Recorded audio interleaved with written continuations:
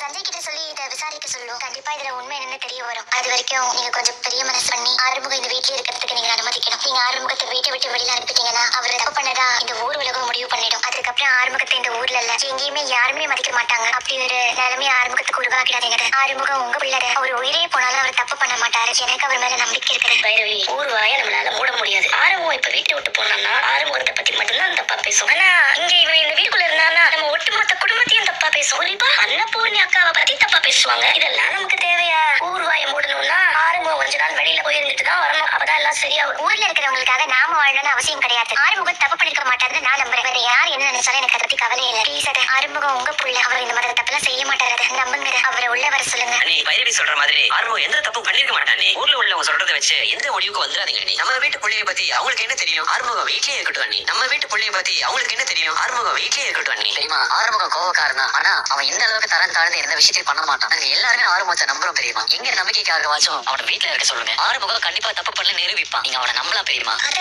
பைரவி ஆறுமுக மச்சானை பத்தி இவ்வளவு நம்பிக்கையோட பேசும்போது உங்களுக்கு வேற எந்த சந்தேகமும் வேண்டாம். இந்த ஊர் என்னமோ அவங்கள பத்தி தப்பா பேசினாலும் பைரவி அவங்க தப்பு பண்ணிருக்க மாட்டாங்கன்னு உறுதியா சொல்றா. அதை வச்சு நீங்க தெரிஞ்சுக்கலாம்ல அவங்க எந்த அளவுக்கு பைரவி கிட்ட கண்ணியமா நடந்திருப்பாங்கன்னு. ஆறுமுக மச்சான் எந்த தப்பும் பண்ணிருக்க மாட்டாங்க. நீங்க அவங்களுக்கு கொஞ்சம் அவகாசம் கொடுங்க. கண்டிப்பா அவங்க எந்த தப்பும் பண்ணலன்னு நிரூபிப்பா. ஆனாலுக்கு பேசி இவனை இந்த வீட்லயே இருக்க வச்சிருவாங்க போல இருக்கு.